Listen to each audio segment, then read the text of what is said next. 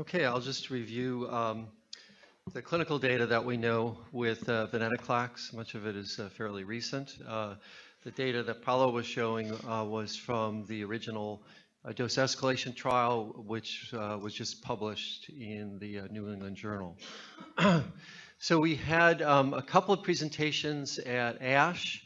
One is from this trial. This is for patients with relapsed refractory del 17p CLL. So standalone trial for these patients. Stefan Stilgenbauer presented the data. We used the typical dose escalation schedule that we use with this drug now. We learned because it can cause tumor lysis that we need to start at a low dose. 20 milligrams doesn't really work well for a week. Go up to 50 milligrams. Even at this dose, you often see efficacy. Another week, up to the target dose of 400 milligrams.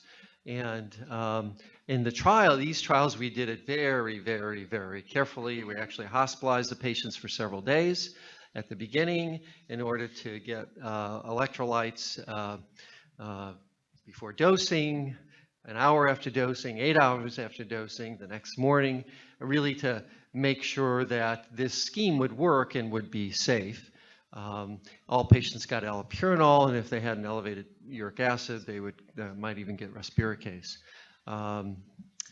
So that was that's really the design that you will see in all of the trials with venetoclax now in CLL.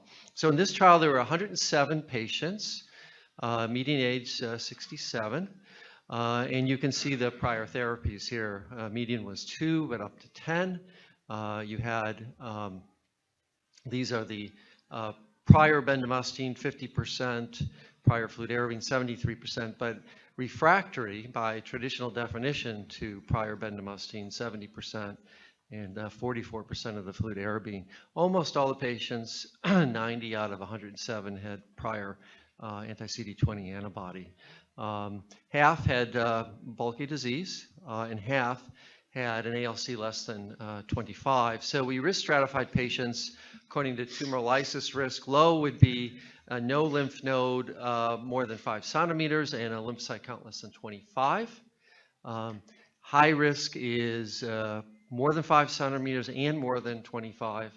And intermediate risk, medium risk is one or the other. And you can see the breakdown. Of course, in this population, one would expect it to be medium or high risk. Half the patients were rise stage 3 or 4, and 81% of the patients were unmutated. Again, not surprising given the patient population.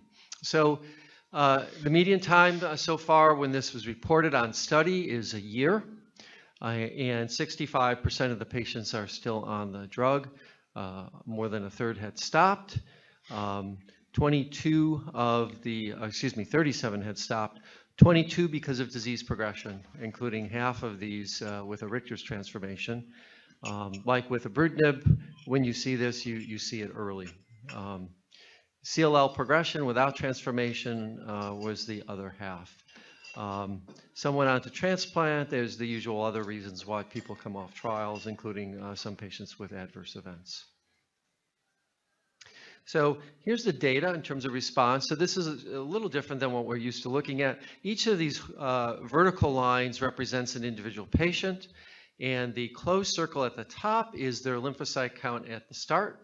So you can see we had a couple over 400,000, and the open circle at the bottom is their subsequent lymphocyte count. Here's that threshold of 25,000.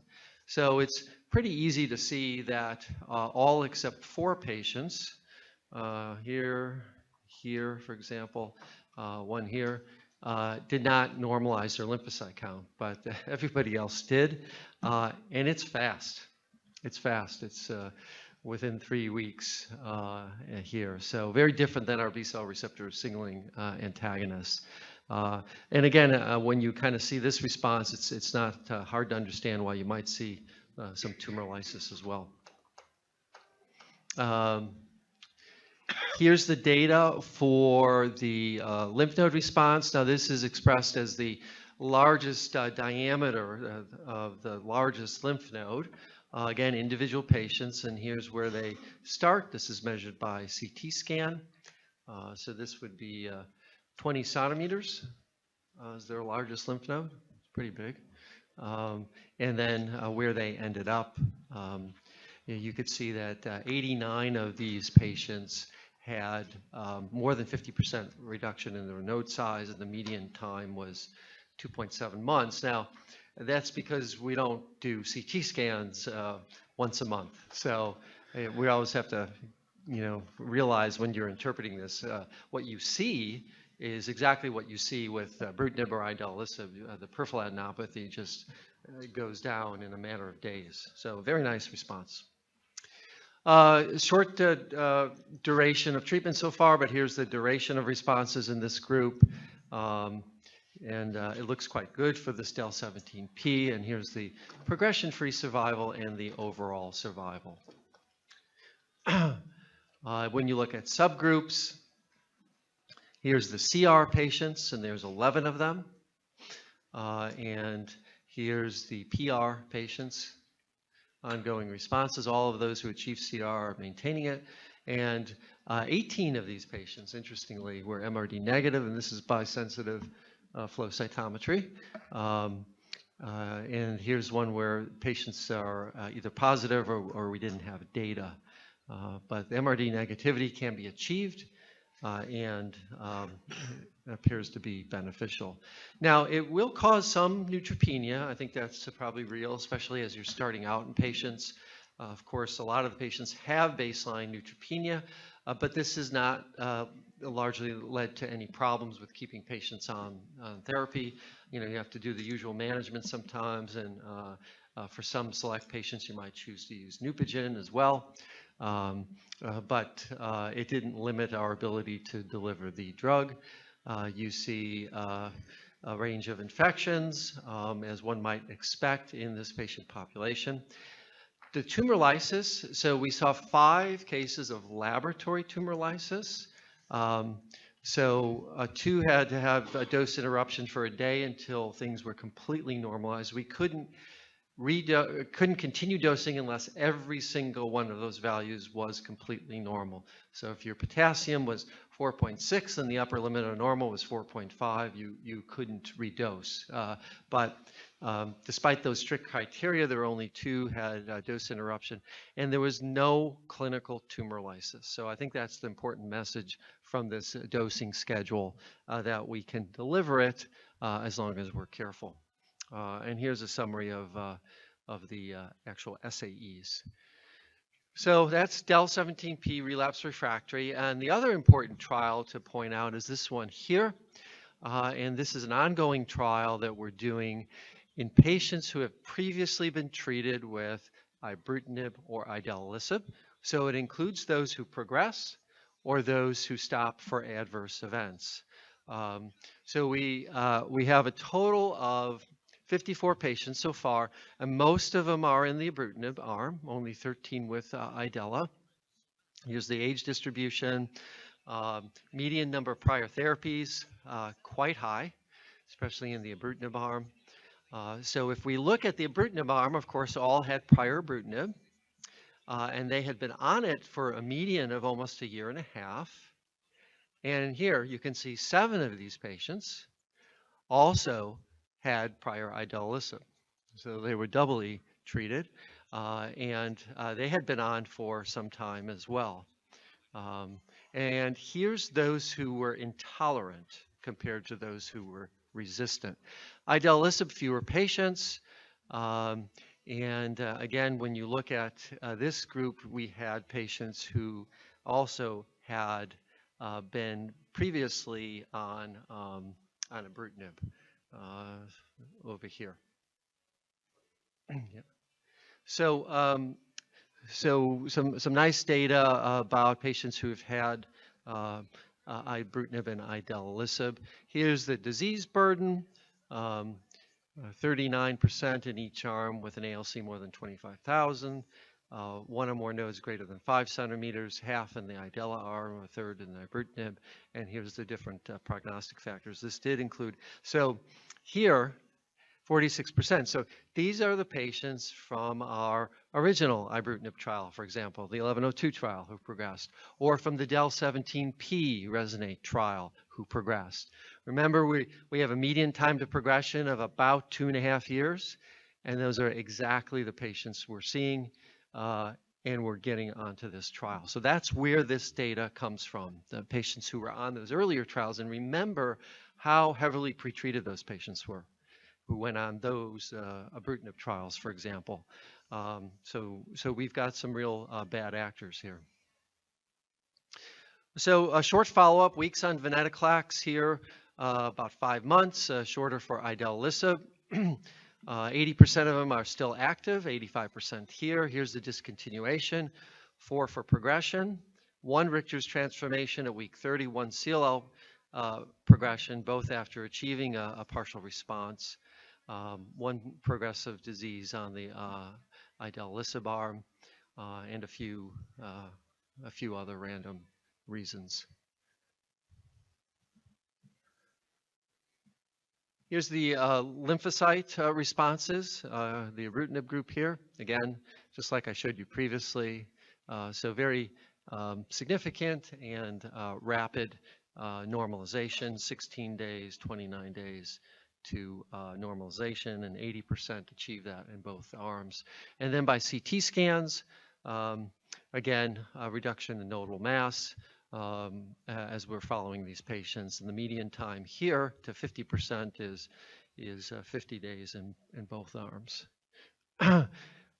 When you look at week 8 and at week 24, you do see responses improve with time here as patients remain on treatment, and the same thing with the idelalisib arm. So I think that's going to be a very important study to see what the durability of responses are. We're also measuring MRD on that. And I know from my own experience that we have a few patients who achieve MRD negativity even with their prior treatment. And I just want to mention kind of where things are going to introduce this concept of combination. So this was just a presentation of the start of a trial combining venetoclax with obinutuzumab in relapsed refractory CLL. And actually also in frontline treatment. 6 patients they had, all of them responded. 21 of 22 responded in the relapsed refractory setting. They were looking at MRD measurements as well, and have achieved MRD negativity even in the relapsed refractory population with that combination. So I think there's going to be a lot of emphasis on that combo because venetoclax is owned by AbbVie, but it's co-developed with Genentech, and of course Genentech only has an interest in obinutuzumab. They don't really care about rituximab anymore. So this combo, you'll see, actually it's in trials with the German CLL study group, and I think we'll get results very quickly. So this is the New England Journal article from the frontline study. You already saw some data on this. So I'll stop there. Thank you.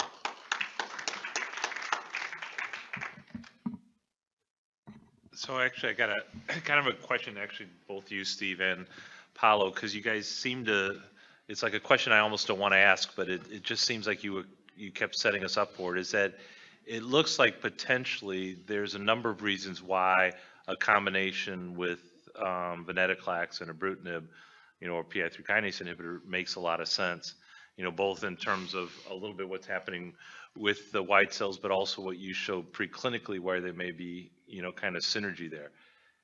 Is there potentially synergy? Is it just additive, that sequential? You've shown data that sequential may just be as good, but is there a reason that again, you may see a synergy when combining a B-cell signaling inhibitor with a BCL2 inhibitor? Yeah, I would really think, based on the preclinical data, on synergy, and probably more than in CLL. In this case, I would invest in follicular lymphoma, even for ibrutinib, where the efficacy is not so high. but probably can as I showed before, so it's really hitting another pathway and probably inhibiting these other anti-apoptotic molecules. And so it might be true that you may increase the efficacy in those cases, in CLA, in those cases who do not reach complete remission, and in follicular lymphoma, those cases who do not respond at all, because by hitting only VCL2 is too little. So I think it could be really synergy, because otherwise, as I said, VCL2 inhibitor is not working so well in follicular lymphoma, ibrutinib is not working greatly, but by combining the two things might be worth it. Yeah. I mean, clinically, the lymph nodes disappear with the ibrutinib right away, and then it seems like with the venetoclax, the white or the Marrow, lymphocytes go away. yeah. You know, Yeah, I think, no, I think I'm certainly excited about that possibility in CLL, both mechanistically and whether the in vitro data, suggests synergy or not, we'll see. But I think one of the important things is can you use a combination like this, not just to keep people on it indefinitely, then you use 2 expensive drugs, but give it for a time-limited manner, right? So what's wrong with, however you want to sequence things, but use the combo. And here you can really start to ask about reaching an endpoint and stopping. You can't ask the question with ibrutinib alone about, oh, when we get MRD negative CR, then we're going to stop the drug. Well, it's not going to happen. So you'll be continuing the drug. But here, I think there's that real possibility. So this then not only is relevant to asking the question of, gosh, can you eliminate the disease, for how long? Great regimen for our younger patients, but even, God forbid, our typical patient, like Robin points out, who's 75, who maybe is going to live another 10 years, and instead of giving him ibrutinib for 10 years, maybe giving him the combo for a year. And so you gain benefit and you save money. So, and you can bet. So first of all, that combo has started in a trial for mantle cell in Australia. Dr. Wang can probably comment on this. Wyndham, I think you mentioned Dr. Williams doing that trial in the U.S. We'll be starting this trial for CLL in the U.S. And, with Genentech, AbbVie, obinutuzumab, ibrutinib, and venetoclax, I think somebody is going to put all 3 together. So stay tuned. The Germans are trying to do that. Exactly. But the problem, in fact, as you said, either we cure it or forget it, because you cannot afford it. So you can put even 5 drugs, but then you have to treat only 1 month. But you can also kill them. Yes. Yeah. Yes. Venetoclax and obinutuzumab is not devoid of toxicity. Right. So you saw the original. That's meant to be a safety study to start out. The Germans have a really nice study design to look at safety first and then move on. And for us with CLL, we're going to use ibrutinib for 2 months, and then we're going to add ABT. We'll use the same dose schedule, but I think the risk of tumor lysis there will be even less. So. Yeah. So we'll see. So the triple regimen has already started in France, in mantle cell.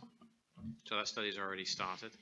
The Peter Mac Center in Australia already issued a press release on their first 3 patients with ibrutinib and ABT-199 in mantle cell, and they're already reporting MRD negative patients in 4 months. So it's coming. The data is going to come very quickly, I think. And I think you'll see data at EHA, ASCO, with the combinations. I think Steve, your question though, I think is the key, right? Which is, can we get to a point where we can interrupt therapy? Right. And I carefully say interrupt, because I think if we can get to a point where we can interrupt therapy and see if there's a group of patients that we do truly cure, or at least have long treatment-free intervals, I think that's great. I think in those patients who relapse, we just have to make sure that when they do relapse, we catch them quickly enough so that they don't miss out on the benefit of perpetual treatment. Or that we don't promote resistance. Correct, So I think that's going to be interesting days ahead. By the way, the venetoclax is at the FDA for approval. It's based on their timelines. It's likely to get approval before the middle part of this year. I don't exactly know what the indication is going to be for CLL, but we'll see. Another question? Yes, in your first trial, you mentioned that you divided patients according to risk of tumor lysis syndrome, but then you didn't have any. So you think that this pre-treatment information is no relevant to think about? Oh, no. So in the very first trial, the one that's been published in the New England Journal, what happened about 2.5 years ago is 2 patients died, right before ASH, when every hematologist in the world was out of town, from renal failure, because no one, they gave them this pill and told them to go home. So then they had to redesign things, and they came up with this scheme. I think the message here is, not, gee, you have to hospitalize patients to do this. It's that if you do it this way and monitor carefully during the first month, 5 weeks, then you could do it very safely. But still, when you think about it, with ibrutinib, you tell somebody to take this pill, and you've got a high degree of confidence that it's going to be well tolerated and no major issues. And, you can't do that with this drug. You really have to watch those patients closely for that first month before you feel comfortable. So if I recall correctly, those first 2 folks that died both had white counts over 100,000. So I do think that the company's been very conservative, but to your point, it's probably more conservative than it really needs to be. Mm-hmm. The point that I wanted to make is that, again, I think that if you're going to be using these combos in CLL, you're not going to beat continuous ibrutinib. So it's the idea of combining them and then giving them for limited periods of time. But that's not the case, I think, with follicular, with large cell, and we, as in we, I mean Lou Stout, and I have been studying why do large cell, ABC large cell, the actual shrinkage of tumors with ibrutinib alone is like 80%.